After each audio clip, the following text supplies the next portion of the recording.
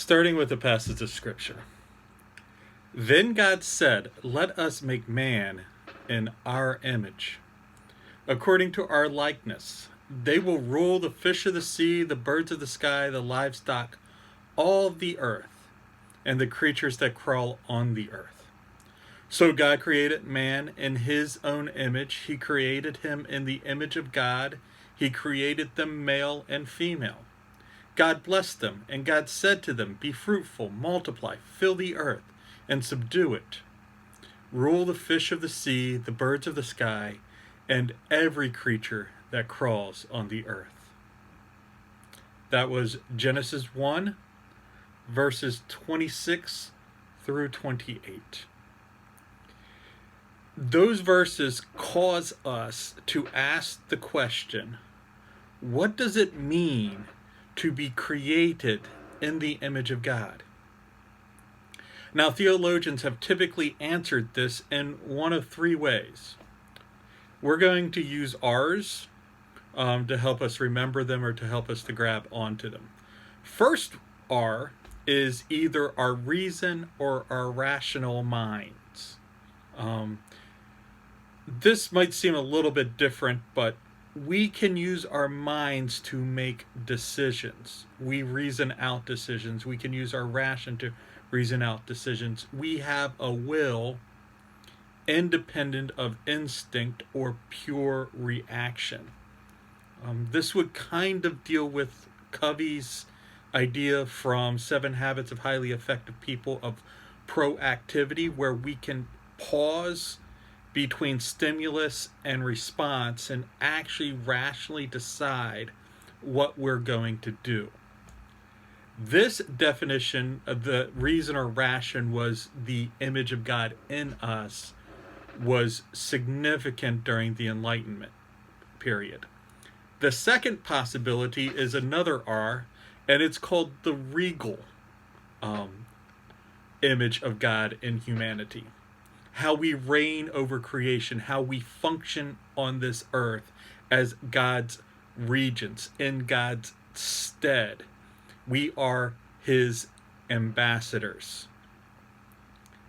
We can see this in the verse as the verses read, "For us to rule the fish of the sea, the birds of the sky, the livestock, all the earth, all the creatures that crawl on it." And also God blessed them, and God said to them, "Be fruitful, multiply, fill, and subdue it. Rule the fish of the sea, the birds of the sky, every creature that crawls on it." This regal aspect is kind of one we'll focus on mostly through this lesson, but it's the aspect of what we do, how we function, how we work as ambassadors of God in his creation to bring about good on the earth. This is one we will talk about quite a bit during the next several weeks. Then the third way that we see God's image expressed in us that theologians kind of highlight quite often is in relationships. In these verses, we hear the God use us to describe God. So we think of God as Christians, we think of God as a Trinity, Father, Son, and Holy Spirit. And they are an eternal, loving relationship with one another.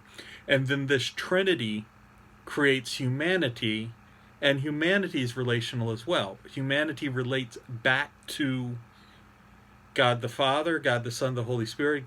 Humanity relates back to the Trinity that created us, but humanity also relates to one another. God created us male and female, so the males relate to the females. The humanity relates to each other. And then we also see a relationship between humanity and the creation, the rest of creation. We see this, and this is the relational aspect of the image of God in us. Now, quite often these theologians that would pick one of these three categories and try to debate which one was truly the image of God in us. But I'm not so sure that's the best way. I think the image of God is all three of these working together, because if we would remove one of them, we would still feel that that person was a fully functioning human being created in the image of God. We would feel that that person who might not be able to function as well as everybody else, they are disabled in a way, but they would still be fully human. Somebody who doesn't relate very well, they are still fully human. Somebody who doesn't reason or think as well as human standards would still be considered fully human. So I think it's the combination of all three of these together that is the image of God in humanity for us. Now, as we're looking at this, this is going to be a key passage in how we talk about things. And for the next 3 weeks, we're going to use the Trinity as the organizing idea behind how we engage the idea of humanity functioning and working in the image of God. First, this week we'll further discuss what God the Father looks like as a worker, as a creator and a sustainer of creation. Next week we'll talk about God the Son, Jesus the Christ, as a redeemer and as a communicator. And then the following week we'll talk about the work of the Holy Spirit, God the Spirit, as an empowerer and as a convictor. So we'll look at each aspect of the Trinity and how that person of the Trinity works, and think about how the image of the Trinity can shine through us as we work and function a way that displays the image of the Trinity through us.